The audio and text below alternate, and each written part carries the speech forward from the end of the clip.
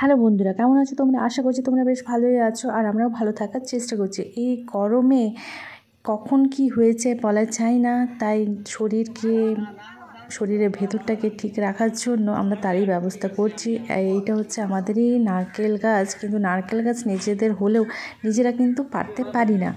তাই আমাদের গ্রামের যে দস্যিপনা ছেলে রয়েছে, আর এই দস্যিপনা ছেলে খুব কমই থাকে, এক দুটোই থাকে, তো তাকেই সে ধরে বেঁধে এখন আমাদের ডাব পাড়া হচ্ছে। আর আমরা চাতক পাখির মতো চেয়ে রয়েছি। বাজারে কিন্তু এই ডাবের দাম এখন আগুন, মানে বিশাল দাম।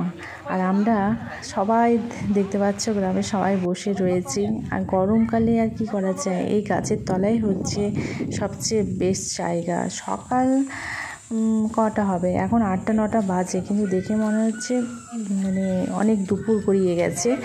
আর লু বইতেও শুরু করে দিয়েছে, কিন্তু গ্রামের মানুষের এগুলোর ভূক্ষেপ নেই, কারণ গাছের তলায় যে আরামটা থাকে না, সত্যি ঘরের ভিতরে সে আরামটা নেই। ঘরের ভেতরে তো মানে বিশাল থেকে বিশাল গরম লাগছে।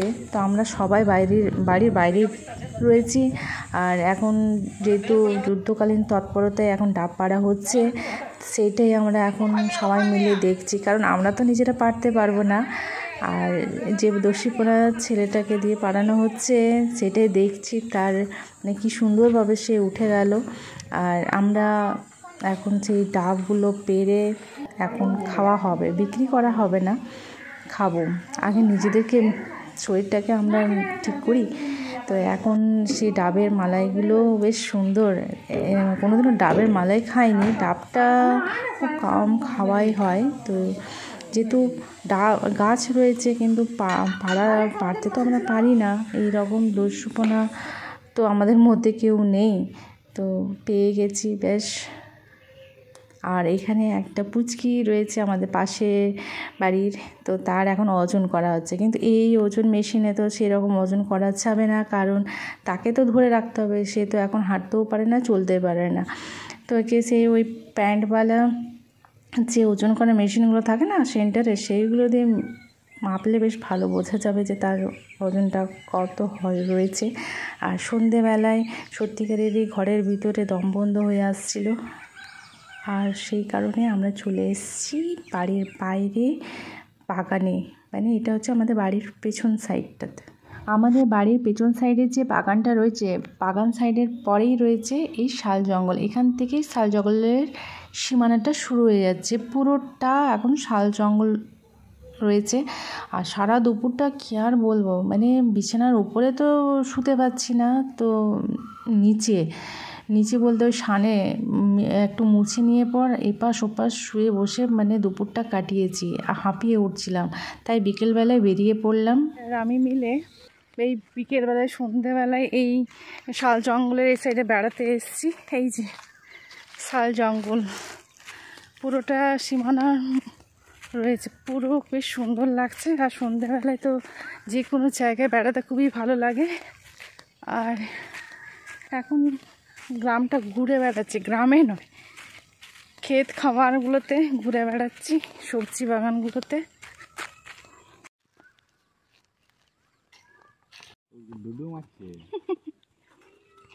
গ্রামে কম বেশ সবার বাড়িতে প্রায় গরু ছাগল ভেড়া রয়েছে, তো সেগুলোকেই চড়াতে নিয়ে এসছে সন্ধ্যেবেলায়।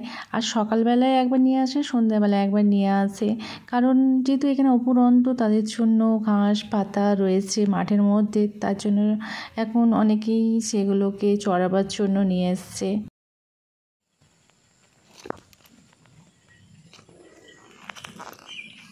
সব পুকুরের এখন জলের অবস্থা এই রকম গ্রীষ্মকালে।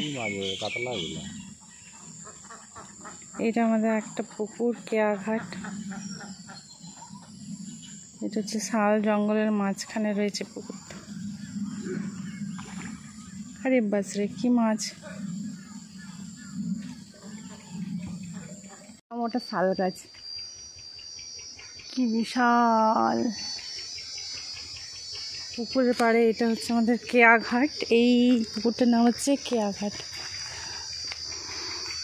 আর এটা চারিদিকে রয়েছে শাল জঙ্গল, আর এইটা ওই জঙ্গলের মাঝখানে এই পুকুরটা রয়েছে। আর আমরা এই সন্ধেবেলা এখন মানে বেড়ানোর জন্য প্লাস দেখতে এসেছি।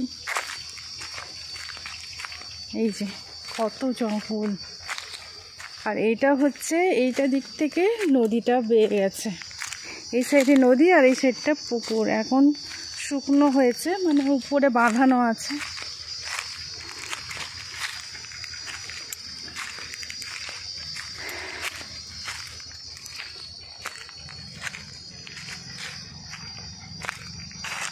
লাগছে এই শাল জঙ্গলে বেড়াতে, কারণ ঠান্ডা ঠান্ডা একটা বেশ ভালো লাগছে। আজকে সারা দিনটা প্রচুর গরম ছিল, তো তার কারণে টিকতে পারিনি।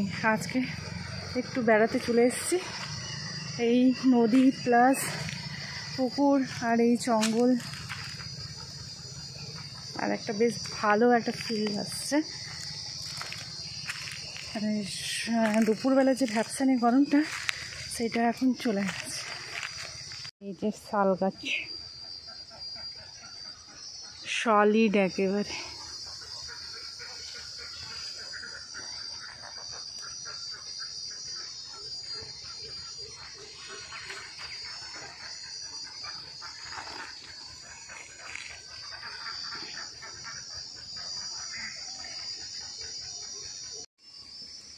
কোনটা? এইটা কাকুদের, এইটা আমাদের। এই যে আমাদের ধান হয়েছে, আর এই জঙ্গলের মাঝখান দিয়ে একটা রাস্তা চলে গেছে, গ্রাম চলে গেছে। ভিতরে অনেক কিন্তু জঙ্গল আছে। তাহলে এখন রাস্তা হয়েছে, আগে কিন্তু এই রাস্তা ছিল না। তাহলে কি মানে কত ভয়ঙ্কর অবস্থা ছিল, মানুষগুলো যাওয়া আসা করতো রাত্রে বেজাতে। এটা হচ্ছে হাট ফুল, জঙ্গলের ফুল। সন্ধ্যেবেলায় সব গ্রামের মানুষগুলো গরু ছাগল নিয়ে বেরিয়েছে, সেগুলোকে খাওয়ানোর জন্য মানে চড়াচ্ছে। আর বেশ ভালোই, ধানটা বেশ ভালোই হয়েছে। আর গ্রীষ্মকালে এইরকম গাছ দেখতে বেশ ভালো লাগে, সবুজ সবুজ গাছ।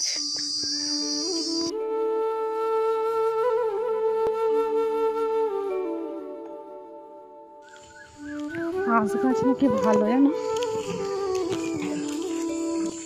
শাল পিয়ালে ভরা ছোট্ট আমাদের এই গ্রামটা, বেশিরভাগ বাড়ি রয়েছে মাটির কাঁচা বাড়ি। আর মাটির কাঁচা বাড়িতে বেশ সুন্দর রং করা রয়েছে, তাতে আবার ডেকোরেশন করা হয়েছে কাঁচ দিয়ে। আর যেহেতু এইখানটাতে রাস্তা হয়ে গেছে, তো সিমেন্টের রাস্তা, পাকা রাস্তা হয়ে গেছে, তার জন্য আরও বেশি ভালো লাগছে। আর এই যে আমাদের পুরনো বাড়ি, সব এখন সন্ধেবেলায় বাইরে বেরিয়েছে, বাচ্চাগুলো খেলছে, কেউ বা গল্প করছে।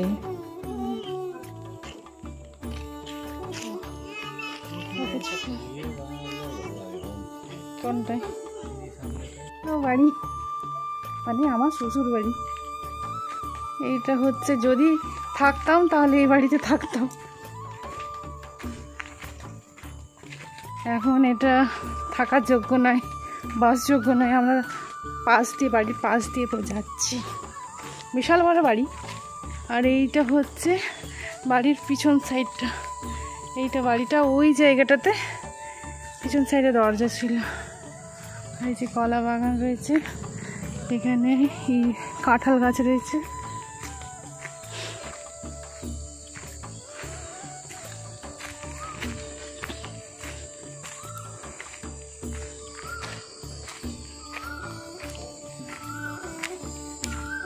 এইগুলো হচ্ছে আমাদের পুরনো বাড়ির জমি। এইগুলো কেটে দিলে না সুন্দর সেগুন গাছটা হতো।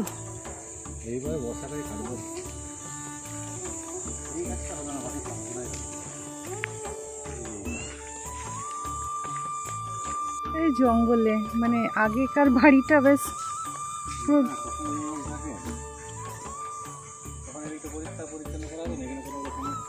এটা তো খামার ছিল, এখন মানে এটা মানে দেখভালের অভাবের জন্য এই অবস্থা হয়েছে। কেউ থাকে না তো আর কি হবে বাড়িগুলো।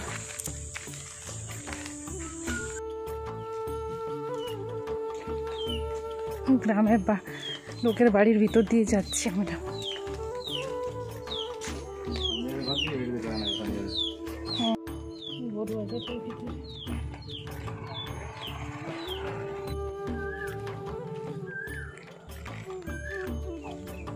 গরুর গাড়ি।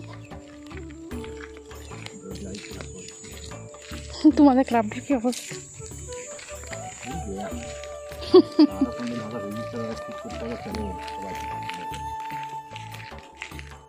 বাড়ি নারকেল গাছের পাশে।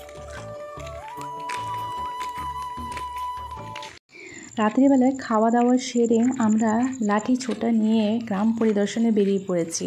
সাথে রয়েছে তোমাদের দাদাভাই, আর আমাদের পাশের বাড়ির একজন দেওর রয়েছে, আর সাথে আমি কেন পিছনে থাকি তোমাদেরকে সেই বিকেলবেলা দেখালাম না, আমাদের যে পুকুরটা এখন জলটা অনেকটাই কমে গেছে, আর তার কারণে এখন মাছ ধরতে আরও সুবিধা হবে।